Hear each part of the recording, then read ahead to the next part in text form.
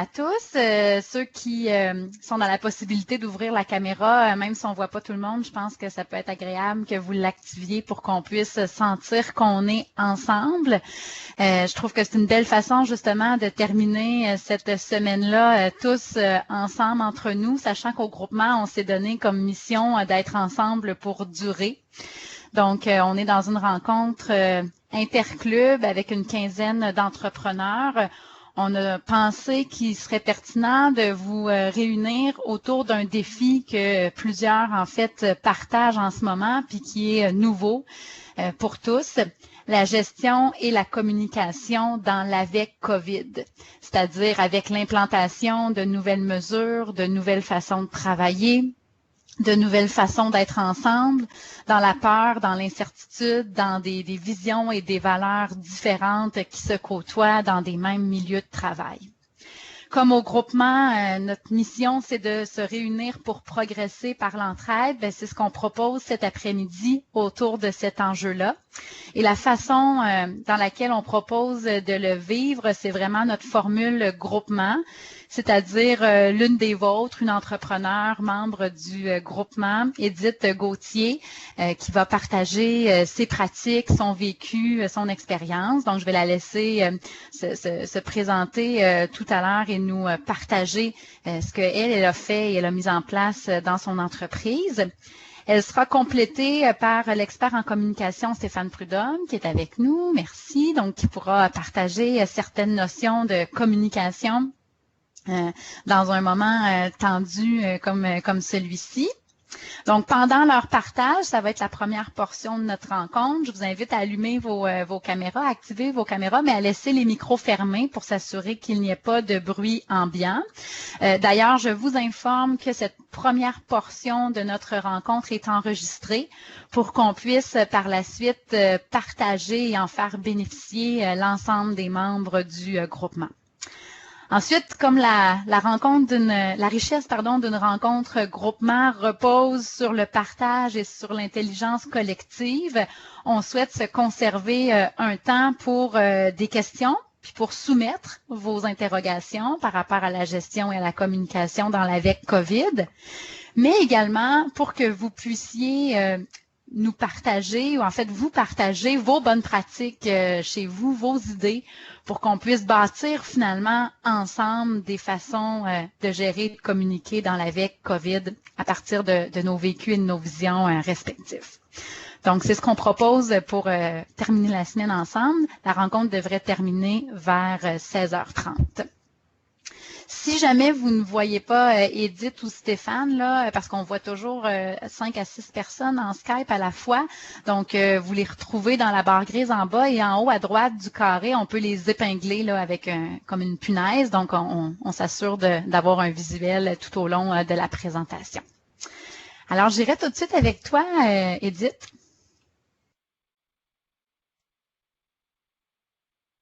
Attends, là, je trouve le micro. Merci.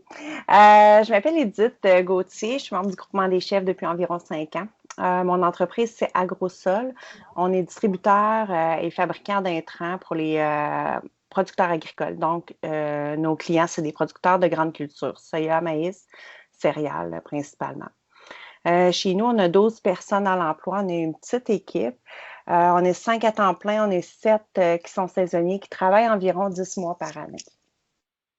Au début de la crise, on était 4. On est 4 dans les bureaux, puis on est tous partis en télétravail. On en avait 2 qui étaient aux opérations, puis les 5 autres sont tous entrés le 27 avril pour compléter l'équipe. Généralement, ils rentrent en début avril. Donc, on a retardé leur entrée pour éviter d'être trop en même temps sur le site. Il y avait beaucoup de choses qu'on ne connaissait pas, qu'on ne savait pas. Donc, on essayait de minimiser le risque. Ce que je dois dire, là, qui est le plus important, c'est que dès le départ de cette crise-là, là, j'ai géré cette crise-là avec mes valeurs. Je pense que c'est ça le plus important. Ça m'a amené à prendre une posture que j'ai appelée la posture cacao.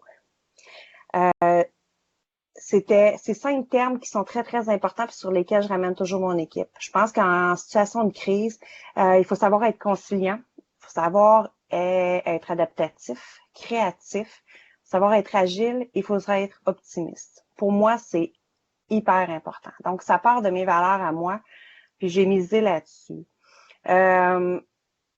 Puis je ramène toujours mon équipe là, vers cette attitude-là parce que pour moi, c'est important. On peut pas voir que du négatif dans une situation de crise, même si c'est dramatique, même s'il y a des gens qui décèdent, même s'il y a des gens qui sont très malades, même si l'économie va pas bien.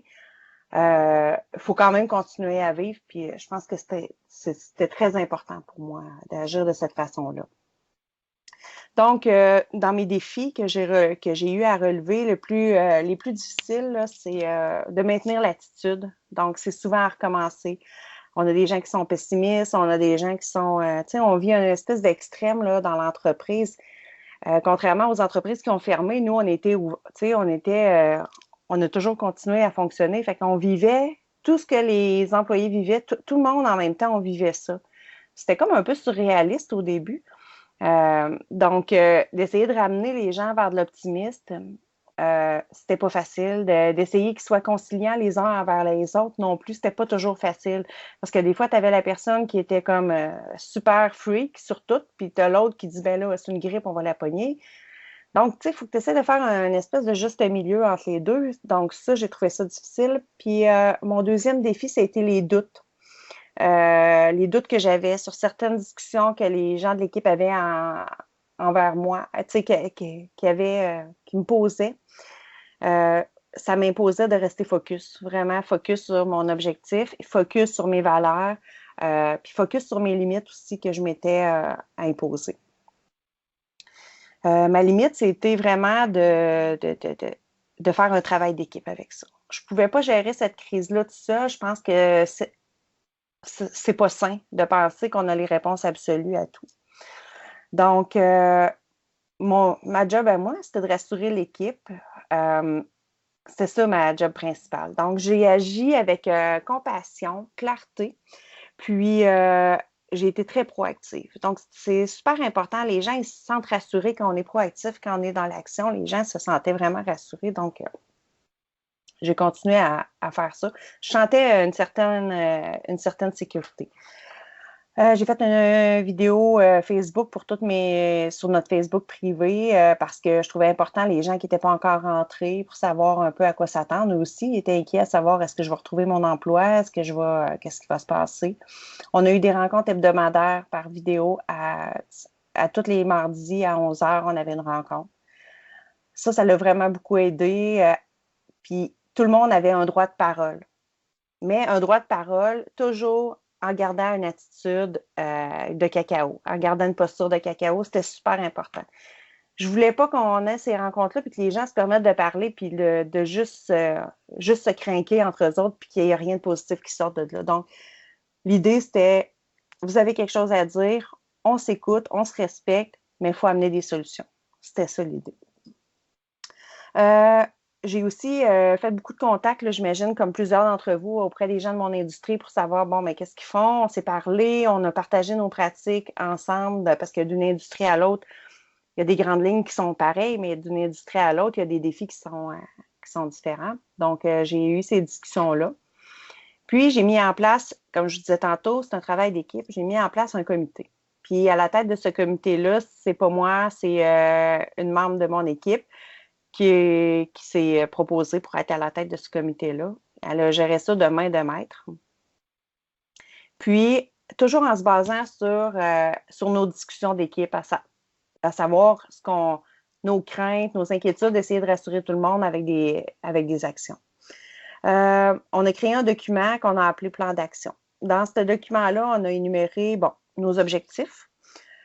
On a énuméré aussi nos obligations en tant qu'employeur, mais aussi l'obligation de l'employé, parce que les obligations des employés, parce que ça, c'est très important. Tu sais, nous, on doit s'assurer d'offrir un milieu sécuritaire à notre équipe, mais notre équipe doit s'assurer de respecter les consignes qu'on met en place pour assurer leur sécurité, leur propre sécurité, puis celle des autres. Parce qu'au début, je sentais beaucoup de « oui, mais moi, je vais faire attention, mais là, si l'autre ne fait pas attention, puis là, moi, je veux absolument que l'autre, il nettoie avant, sinon, puis là, je n'y fais pas confiance, je pense. » ben regarde, ta job, là, oui, tout le monde a la job de nettoyer son lieu de travail après, mais quand tu rentres, tu le nettoies aussi. Il faut que tu prennes une part de responsabilité. Ça ne peut pas être la faute juste d'un, juste de l'autre. Donc, on a énuméré ça, puis on s'est fié sur les documents de la CSST. Donc, c'était très simple à mettre en place. On a pris, on les a juste fait du copier-coller, donc c'était vraiment pas compliqué. Là, je suis mes notes parce que je ne veux pas me perdre, puis je ne veux pas vous endormir. On a fait aussi une liste, dans notre plan d'action, on a fait une liste de toutes les actions qu'on a prises. C'est important, ça, de mettre tout ça, parce que ça remet en perspective. Tu sais, des fois, à un moment donné, quand je vous disais tantôt que j'avais des doutes, bien, des fois, j'avais des gens qui me faisaient comme douter que j'en avais pas fait, tu sais, on n'en avait pas fait assez, que j'avais pas bien l'idée, la chose. Puis quand je me suis mis à énumérer ce qu'on avait pris comme action, ben je me suis dit, aïe, aïe, tu sais, on est vraiment hot, là. On a vraiment fait quelque chose, puis c'est pas vrai que même s'ils essaient de me semer ce doute-là, puis c'est correct, les gens sont inquiets, fait que des fois, ils disent des choses où ils te font sentir un peu leur crainte. Des fois, c'est maladroit. Donc, d'avoir mis une liste de ces actions-là, on a aussi fait une liste des mesures physiques qu'on a prises. Ça, c'était très important aussi. On a établi des procédures pour se désinfecter. On a fait une liste des EPI. Puis aussi, chaque individu, quand ils sont rentrés, on avait des coffres à outils. Dans les coffres à outils, tous les EPI étaient tous identifiés au nom de chaque individu, tous dans des sacs en plastique, dont on avait des gants de nitrile, des masques, des visières. Tout ça était, puis tout était identifié, même le coffre, à chacun des membres de l'équipe. Donc là, il n'y a plus de, tu sais, tu peux pas dire je l'ai perdu. On a même identifié les crayons pour éviter parce que moi, les gens qui font des livraisons, les crayons, des fois, ils repartent avec un crayon du bureau. Maintenant, ils ont tous leurs crayons qui sont identifiés. Donc, quand c'est pas le tien, tu le prends pas, puis ça s'arrête là. Puis ça, c'est drôle, hein, parce que quand on a remis ça, c'était comme un cadeau. Ils étaient comme contents. Les gens, ils se disaient, ah, mon Dieu, c'est une belle attention. Fait qu'on, ça coûte rien, puis ça fait plaisir aux gens. Ils ont vraiment l'impression que ben en fait, ils ont l'impression ils ressentent qu'on s'occupe d'eux, puis que leur santé nous tient à cœur. On a fait aussi une liste de tous les documents qu'on avait communiqués avec l'équipe. Puis, on a partagé des liens qui étaient très importants, c'est-à-dire parce que une chose qu'il ne faut pas oublier, là, c'est qu'il y a beaucoup de fausses nouvelles. Là, moi, les gens y arrivaient. Puis là, ils étaient tous embêtés. Puis là, ils me disaient, moi, j'ai entendu ça, j'ai entendu ça, j'ai entendu ça. Hey, j'étais plus capable. TVA, là, j'en avais mal au cœur. Là. LCN en boucle, là, le monde, c'est ça qu'ils faisaient là, chez eux. Là. Ils écoutaient LCN, ils se comptent des peurs. Ça n'a pas de sens. Donc, je leur ai fait une espèce de session d'information sur les fake news, pareil comme ils font dans les écoles maintenant, avec des liens fiables. Donc, tu sais, c'est pas de dire ce que tu me dis, c'est pas vrai, mais c'est porte une attention particulière à ce que tu lis, à savoir si c'est réellement, si ce que tu dis est réellement la vérité. Donc, pour moi, c'était très important. On a mis ça, on a mis toutes les ressources qu'on donnait, on se basait toujours sur des informations qui venaient des sources gouvernementales ou on faut se fier là-dessus parce qu'ils n'ont pas à attendre à peu près n'importe quoi. Puis, la deuxième chose qui est importante, c'est le soutien psychologique. Il y a beaucoup de stress actuellement. Puis, moi, je vais vous dire que ma plus grande crainte, c'est la santé mentale des individus, plus que le virus. Dans mon équipe, puis pour moi, tu sais, je pense que c'est très important. Le confinement a été très difficile pour certains, puis pour d'autres, c'était correct.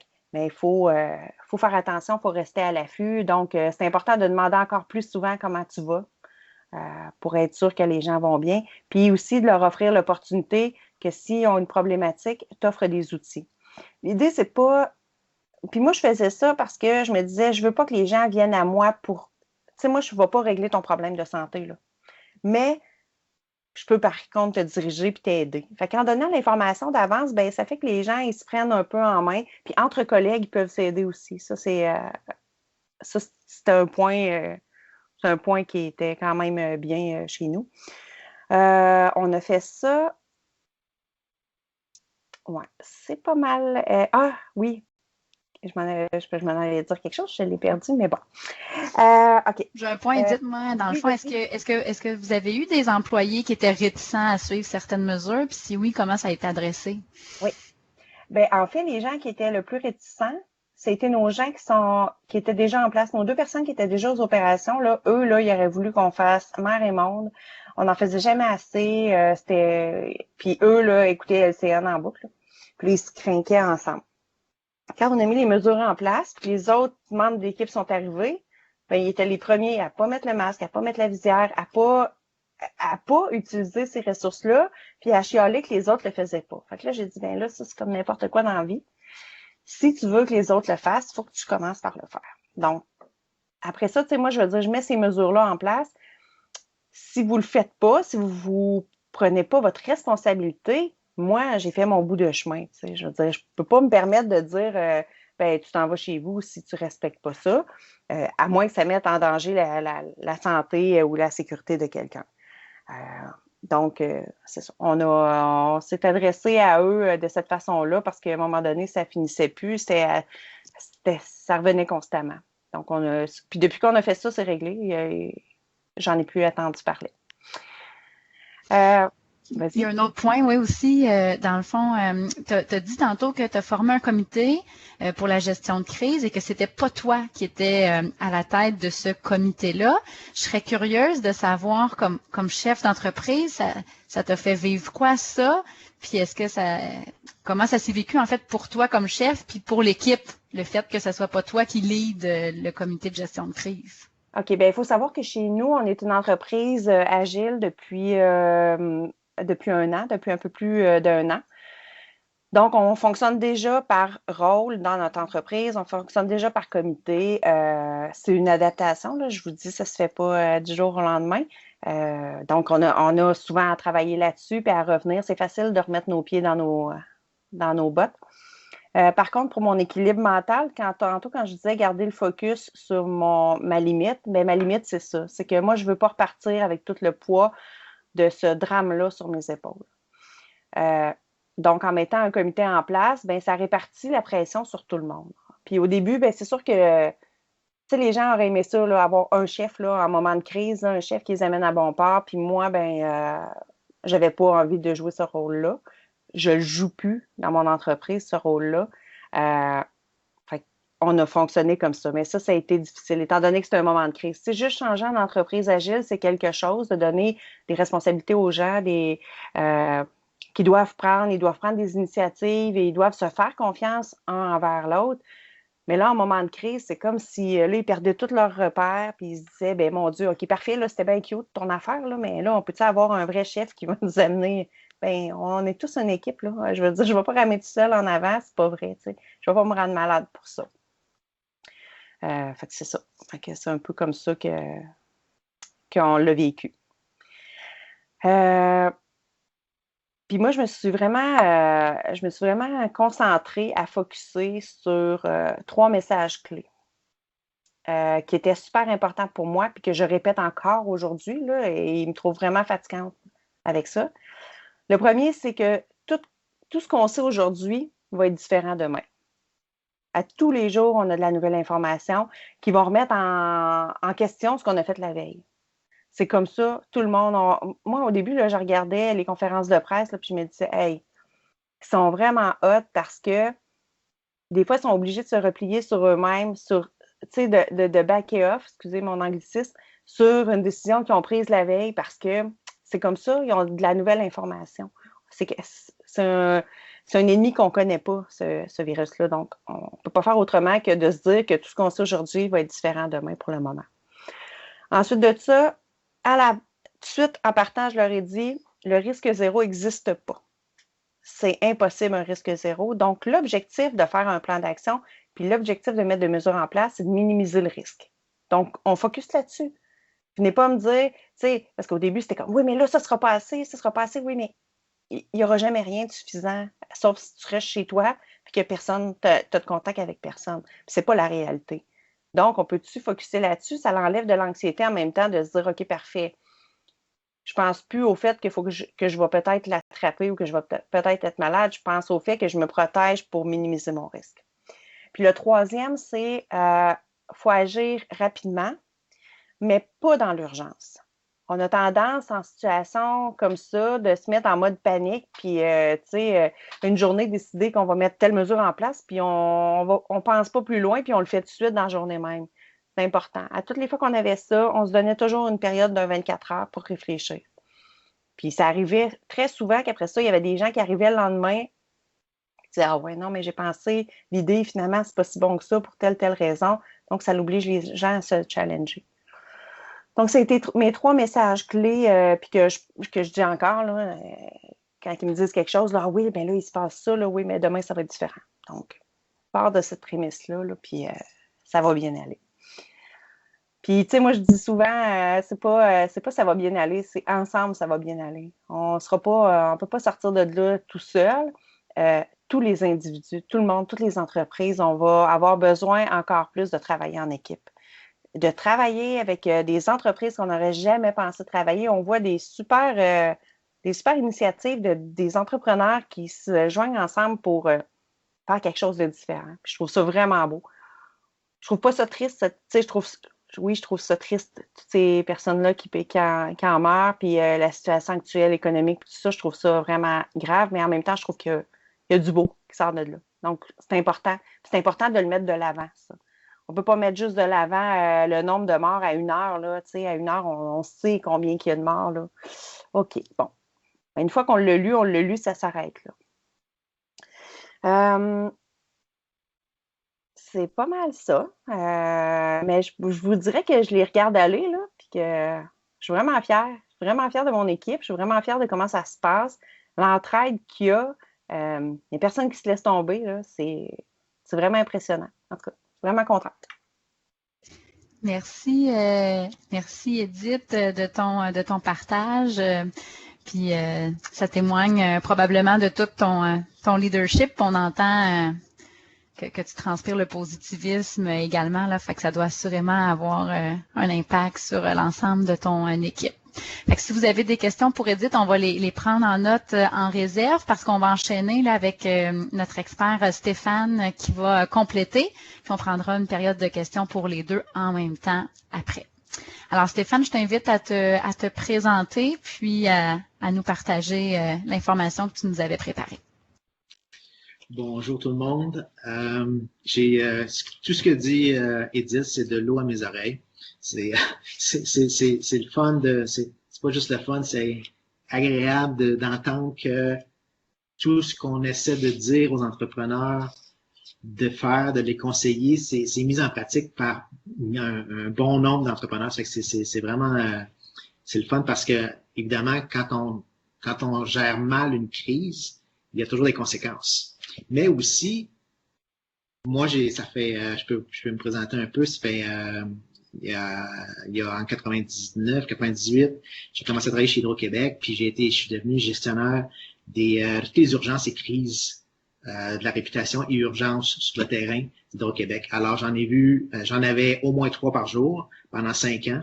Alors j'ai toujours dit c'est dans le désordre qu'on fait de l'ordre. Puis il faut toujours voir des opportunités dans ce désordre-là. Le désordre peut être une crise, peut être une urgence, peut être une crisette, mais il y a du désordre un peu partout, dont l'incertitude. Et il faut faire de l'ordre dans ce désordre-là. Ça devient une opportunité. Alors, oui, c'est triste qu'il y a des gens qui meurent, mais en même temps, comme Edith disait, on peut apprendre puis faire mieux à partir de ça.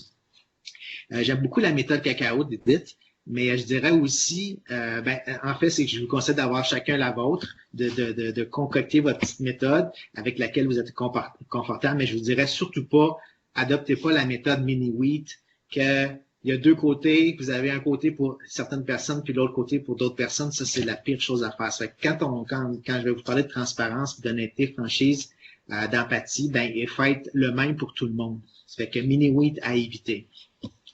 Alors, vite, des petits concepts comme ça que vous pratiquez, mais je vais mettre des mots sur vos concepts, la transparence. Alors, c'est hyper important d'être transparent. Il y a une limite puis ça, vous allez aimer ça quand je dis ça, il y a une limite à être transparent. On ne doit pas être transparent à l'extrême à 100%. Il faut se fixer des limites en tant que gestionnaire, en tant que propriétaire d'entreprise, entrepreneur, leader. Il faut se fixer des limites avec lesquelles on est confortable.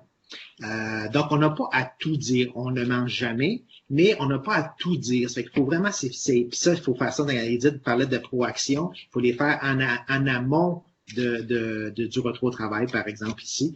Donc, faut se fixer ces limites-là avec lesquelles vous êtes personnellement confortable. L'honnêteté, la franchise, évidemment, ça fait qu'il faut être honnête avec les gens qui nous entourent, nos employés, nos parties prenantes, nos fournisseurs, même notre famille. Franchise, délimiter ses limites, l'empathie, hyper importante parce que là, on revient au travail pour la majorité des gens en dehors de Montréal. Donc, il y a un gros retour au travail et il y a vos employés, que vous en ayez 3 ou 150, personne ne va revenir sur le même pied, sur la même égalité. Tout le monde a vécu la crise différemment parce qu'il y en avait qui étaient au service essentiel puis qui ont dû continuer à travailler de la maison, d'autres qui n'ont pas travaillé contre les CN jour et nuit, d'autres personnes qui vivaient avec des personnes qui étaient fragiles, d'autres personnes qui n'ont pas vu leur mère pendant des semaines. Alors, tout le monde va arriver différent, dans une situation différente. Et ça, c'est vraiment important, l'empathie, parce que vous allez devoir, en tant que leader, essayer de comprendre les gens qui vous entourent, vos employés, et essayer de les comprendre, de les écouter, parce que c'est ça qui va être la clé du retour.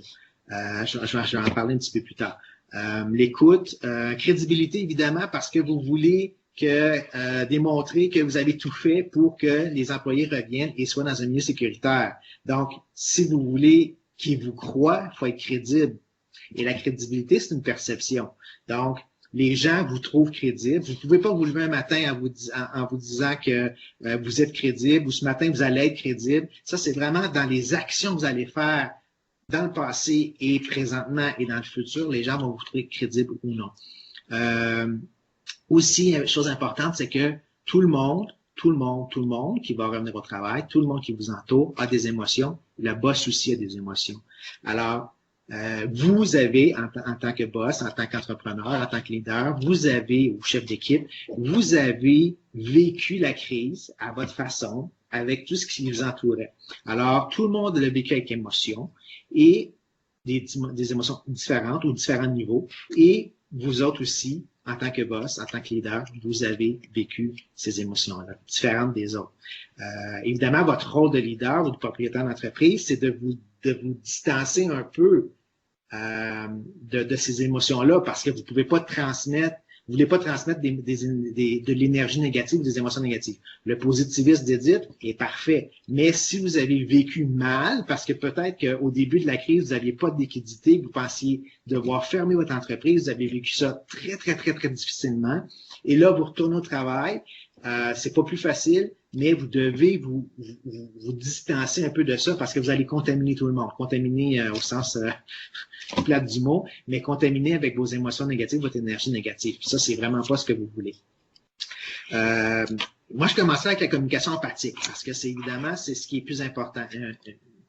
Une communication empathique, c'est un dialogue. C'est que vous devez écouter, pas juste parler, mais écouter les gens et essayer de les comprendre. C'est quoi l'empathie? C'est le contraire de la sympathie. L'empathie, c'est comprendre les gens. La sympathie, c'est vivre la même chose qu'ils vivent. Vous voulez pas ça. Parce que si vous avez un employé qui revient en panique parce qu'il a peur d'attraper la COVID, ben, si vous êtes sympathique, vous allez devenir en panique aussi. Donc, vous voulez être empathique, comprendre, mais de manière objective, et vous voulez pas être sympathique. Donc, on écoute ce que les autres vivent, comment ils le vivent, mais vous ne le vivez pas. Et je dirais aussi qu'il y a 4 catégories. Vous allez avoir à faire face durant le retour au travail à 4 catégories d'employés de stress. Donc, le premier, c'est j'ai hâte de retourner au travail, je suis plus capable d'être avec ma femme, mes enfants, mes chats, je veux retourner au travail. Eux autres sont souvent pas du tout hypocondriaques, ils n'ont pas peur d'attraper le virus et ils ont hâte de retourner au travail parce que pour eux, c'est du changement, puis là, ils sont plus capables depuis 2 mois d'être chez eux. Il y a l'autre catégorie, c'est les gens inquiets. Ça, c'est correct. C'est correct parce que la situation, la crise, amène à être inquiet un peu. Puis c'est bon de s'inquiéter. C'est quand Edith dit, ben, tu as une part de responsabilité de nettoyer ta place quand tu arrives, ben, il y a un petit peu d'inquiétude, de dire, je me responsabilise, je suis un peu inquiet, c'est correct, c'est normal.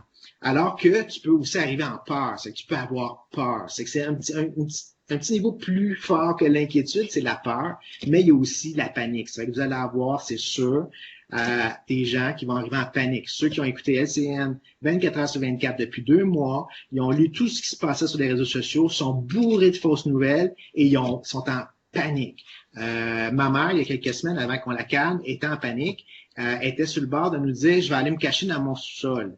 Alors, ça, c'était un cas de panique. Puis je le dis, mais c'était pas drôle quand ma mère me dit ça. Mais j'ai su l'écouter, j'ai su être empathique, puis j'ai su surtout pas être sympathique puis embarquer dans sa panique. Puis j'ai expliqué, ben voici les faits. Le virus, il te saute pas d'en face s'il n'y a pas personne devant toi. Puis tu sais, bon, voici les faits, voici où tu peux te renseigner. Parce qu'elle écoutait, évidemment, RDI en boucle. Alors, ça, c'est qu'il y a quatre niveaux de stress. Fait qu'il y a le zéro stress, l'inquiétude, la peur, la panique. C'est que ça, quand vous allez écouter vos employés puis les gens qui vous entourent, vos collaborateurs, il faut avoir décelé où les gens se situent dans ce stress-là. Parce que s'ils sont inquiets, c'est correct, vous allez démontrer que tout environnement est sécuritaire. S'ils ont peur, vous allez devoir leur dire, ben voici votre vérité, tu peux aller voir tel site Internet, tu peux écouter telle affaire, tu peux voir, tu peux appeler ton médecin, tu peux, pour les sécuriser. Et s'ils sont en panique, ben c'est la référence chez un psychologue, absolument. Il y a rien d'autre à faire. C'est que c'est la référer chez une aide psychologique. Le gouvernement maintenant offre c'est info sociale ou info quelque chose comme ça. Parce qu'il y a le numéro pour le physique puis un numéro pour le social, le psychologique. Alors, il faut les référer tout de suite à une aide psychologique. Ça, il y a rien d'autre parce que, premièrement, dangereux pour eux. Puis deuxièmement, dangereux de contaminer tout le reste de l'équipe parce qu'ils vont véhiculer des fausses nouvelles, ils vont véhiculer des mauvaises informations pas vérifiées. Et là, tout le monde va avoir peur, tout le monde va être en panique. Vous ne pourrez pas travailler, vous ne pourrez pas mener vos opérations à bien si vous avez une équipe en panique. Après ça, il y a aussi la communication crédible parce que vous voulez, en tant que boss, en tant que leader, vous voulez que les gens vous écoutent et vous croient. Alors ça, ben comment on fait ça? Ben on démontre qu'on a fait nos devoirs. C'est qu'on est allé s'informer auprès de sources fiables, solides, vérifiables même. Donc, il y a plein de sites Internet, il y a la CNSST, les médecins, il y a plein d'aides qui vous aident, qui vous envoient, qui peuvent vous donner, vous fournir. Même Edith peut témoigner qu'elle a eu de l'aide comme ça. De l'information solide, fiable et vérifiable. Ça, c'est vraiment important pour être crédible. Parce que vous allez dire, ben voici, j'ai pris ça là, j'ai pris ça là, j'ai pris ça là. Mais il y a aussi de déterminer vos limites. Parce que vous n'êtes pas médecin, vous n'êtes pas psychologue. Alors, vous allez dire, voici, ça, j'ai pris ça là, j'y crois, c'est vérifiable, c'est solide, ça vient du réseau médical, mais je ne suis pas médecin, je ne suis pas psychologue. Alors, si t'en veux plus, ben voici, j'ai un médecin qui peut répondre à tes questions. T'en veux plus, j'ai un psychologue qui peut répondre à tes questions. Un pharmacien qui peut répondre à tes questions. Mais je ne suis pas ça. Je suis un gestionnaire d'entreprise de porte et fenêtre. Je ne suis pas médecin, je ne suis pas psychologue. C'est qu'il faut délimiter vos limites pour être crédible. C'est que les gens vont dire, oui, c'est vrai, OK. Ben, voici l'information, puis j'ai d'autres sources que je peux aller vérifier aussi. Une chose importante aussi quand on veut être crédible, quand on veut que les gens nous perçoivent comme crédibles, c'est d'être humble. Donc, en fixant vos limites, vous démontrez que vous avez une humilité, vous allez jusque-là. Vous pouvez parler aussi que vous étiez super stressé il y a 3 semaines, vous avez fait vos recherches, vous avez fait vos devoirs, et là, vous êtes apte à gérer votre stress. Il n'y a pas personne qui n'est pas inquiet. C'est quasiment impossible. Tout le monde est inquiet un peu. Mais il faut juste pas tomber dans la peur, dans la panique. Donc, vous pouvez l'expliquer ça à vos employés, aux gens qui vous entourent. Voici, moi où j'étais, j'ai fait mes recherches, maintenant où je suis. Communication transparente aussi. Donc, on a dit que on n'a pas à être transparent à l'extrême. On se fixe des limites, on ne ment jamais, mais c'est vous qui allez fixer ces limites-là. Ça fait que cette limite à la transparence, c'est à vous à la déterminer. Et ça ne sera pas la même avec toutes vos parties prenantes, parce que vous n'allez pas être transparent autant avec un employé que vous l'êtes avec un fournisseur ou un banquier. Alors, vous devez fixer vos limites dans votre transparence avec chacune des parties prenantes. Puis ça, comment qu'on fixe des limites? Ben, c'est jusqu'où vous êtes confortable. Puis ça peut pas être juste au niveau personnel, ça peut être aussi au niveau légal, ça peut être au niveau financier, jusqu'où vous êtes confortable d'aller dans votre transparence. Ça, c'est hyper important aussi. Évidemment, ce qui est important, c'est de dédramatiser. Puis comment on fait ça? Ben, c'est avec des sources crédibles et fiables et vérifiables. Donc, quand vous apportez des faits, les gens vont dire, ah, OK, peut-être que j'en ai trop mis. Peut-être que ça va les faire réfléchir et ils vont pouvoir travailler après, revenir après en travaillant puis en se disant, ben, voici, j'ai des sources, je suis capable de gérer mon stress, je suis capable de gérer mon inquiétude. Ce qui est important, c'est qu'il ne faut pas dédramatiser sans banaliser, parce qu'il y en a qui ont vraiment peur, il y en a qui vont revenir vraiment inquiets. Il ne faut pas banaliser cette peur-là. On peut dédramatiser, mais on ne banalise pas. Il faut prendre au sérieux dans cette non-banalisation-là, il faut prendre au sérieux tout ce qui est dit par les autres. C'est que votre équipe, vos collaborateurs, il faut les écouter encore de manière empathique, mais il faut prendre ça au sérieux. C'est qu'il ne faut pas juste dire « oh, cette personne-là est toujours en panique, cette personne-là est toujours stressée ». Il faut vraiment prendre ça au sérieux. Puis après, ben, vous avez une limite de gestionnaire, vous n'avez pas à tout faire. Ça fait que vous pouvez référer les gens chez un médecin, chez un psychologue. Vous pouvez même offrir, il y a des trucs que je donne dans d'autres clubs, d'avoir un courriel spécial pour ça. C'est que les gens qui sont stressés, qui n'ont pas envie de demander ça devant une équipe, peuvent envoyer un courriel. Vous pouvez répondre le soir, le matin, puis c'est vraiment confidentiel. Ou même un numéro de téléphone. Juste pour le premier mois de travail, vous pouvez avoir un numéro de téléphone dédié à ça pour l'écoute de vos employés. Et quand ils vont vous appeler, ben, vous allez dire, OK, j'écoute, j'ai une limite, je ne suis pas médecin, je ne suis pas psychologue, donc je réfère. C'est que vous pourriez offrir une référence. Vous allez dire, ben, moi, je connais un psychologue, il pourrait t'aider. Moi, j'ai une limite à ça. Ça fait que ça, c'est des petits outils, mais qui peuvent être super utiles. Et aussi, ben, ce que Edith a démontré, ben, c'est démontrer des actions que vous avez prises pour sécuriser le milieu de travail. Ça, c'est vraiment important pour dédramatiser. Ben, on a pris des mesures recommandées par le gouvernement, parfois obligatoires. Du gouvernement, voici ce qu'on fait pour vous pouvez même démontrer, on est allé un petit peu plus loin. Ça, c'était recommandé, ben, on va le faire. Plutôt que, même si c'était pas obligatoire, on va le faire pareil parce que on tient à vous, puis on veut que ça soit un environnement de travail sécuritaire. C'est sûr que être très quand on parle de transparence et de franchise, ben il n'y a pas de milieu parfait. Donc, il faut que les gens savent que vous avez tout fait pour sécuriser, mais il pourrait y arriver quelque chose. Ça arrive. C'est que les gens vont dire, OK, ben au moins il nous ment pas ou elle nous ment pas. Il nous a dit, OK, voici tout ce que j'ai fait, mais on n'est pas à l'abri. Alors, ça, les gens vont faire la part des choses. Ils vont dire, OK, tout est fait. Maintenant, essayons, travaillons et responsabilisons, comme Edith a dit, ben, toi aussi, tu as ta petite part à faire, puis tu as ta table à laver quand tu pars et quand tu arrives. C'est des petits moyens comme ça pour sécuriser les gens. Je laisserais peut-être conclure, Stéphane, un petit 2-3 minutes, puis après, on pourrait tomber en période de questions. Après, quand je parle, d'habitude, j'ai de la misère à arrêter. Ne pas dire, des choses à ne pas dire, ça peut être intéressant pour vous. Des exemples de, si vous parlez à vos employés, si vous attrapez le virus, on va être là pour vous. Vous venez d'attiser la peur. Si vous dites, si vous attrapez le virus, on est là pour vous. Premièrement, c'est même pas à vous d'être là. Mais pourquoi on parlerait de ça? Ça vient juste attiser, ça vient même créer de l'anticipation chez les employés. C'est que démontrer ce que vous avez fait au lieu de dire, si vous attrapez le virus, on est là. C'est que démontrer ce que vous avez fait pour sécuriser le milieu de travail. Ne rien dire, c'est pire que dire les mauvaises choses.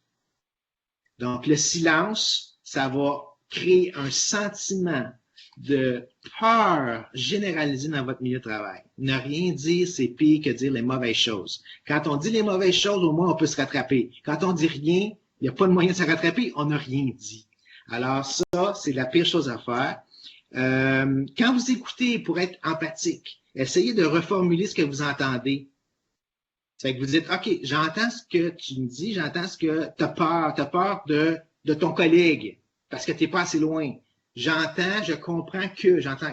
Après ça, vous allez pouvoir donner des références et référer les gens aux bons endroits parce que vous avez toujours vos limites.